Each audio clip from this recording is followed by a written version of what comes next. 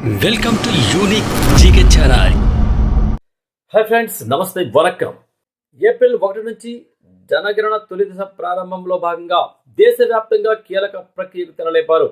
April 1 నుండి భారతదేశంలో జనగణన తొలి దశ ప్రారంభం కానుంది. తొలి దశలో భాగంగా అన్ని రాష్ట్రాలు, కేంద్రపాలిత ప్రాంతాల్లో ఏప్రిల్ 1 నుంచి సెప్టెంబర్ 30 వరకు గృహాల లిస్టింగ్ జరుగుతుందని కేంద్ర హోంశాఖ వెల్లడించింది. 10 ఏళ్లకోసారి దేశవ్యాప్తంగా నిర్వహించే ఈ సెన్సస్ అనేది 2021లో చేపట్టాల్సి ఉండగా కోవిడ్ కారణంగా వాయిదా పడింది. మనందరికీ తెలుసు. ఈ తొలి దశలో ఏమి జరుగుతుంది, ప్రజలు ఏం చేయాలి, ఈ వీడియోలో పూర్తి వివరాలకు వెళ్దాం.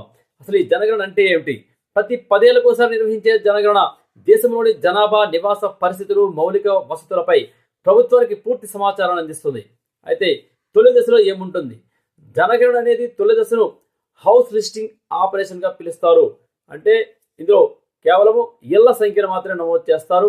ఇంటి నిర్మాణ విధానం, అలాగే త్రాగునీరు, మరుగుదొడ్డి సౌకర్యాలు, విద్యుత్తు, వంట ఇంధనం ఇలాంటి సౌకర్యాలు ఉన్నాయా లేదా, అలాగే ఈ దశలో వ్యక్తిగత వివరాలు కాదు, ఇంటి వివరాలే నమోదు చేస్తారు. అయితే ప్రజలు ఏం చేయాలంటే జనగణన సిబ్బందికి సహకరించాలి.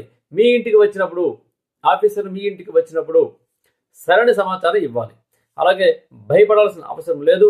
ఇది పూర్తిగా ప్రభుత్వ ప్రక్రియ, సమాచారం గోప్యంగా కూడా ఉంటుందని చెప్పవచ్చు. అసలు ఈ జనగణన ఎందుకు ముఖ్యమంటే, జనగణన డేటా పైనే, అంటే మనం ఇస్తున్న డేటా ఆధారంగా స్కూల్స్ కానీ, హాస్పిటల్స్ కానీ, రోడ్లు, సంక్షేమ పథకాలు, మనకు ఇచ్చినటువంటి పథకాలు, స్కీమ్స్ ఆధారపడి ఉంటాయి. మీ ఒక్క సమాచారం దేశ అభివృద్ధికి పునాది. ఏప్రిల్ 1 నుంచి జనగణన తొలి దశ ప్రారంభం. దీనికి ప్రభుత్వానికి మనం అందరూ కూడా సహకరించి దేశ నిర్మాణంలో భాగస్వామ్యులు కావాలి. ఇది లెక్కలే పని కాదు, ఇది దేశ భవిష్యత్తు కోసం అడుగని చెప్పొచ్చు.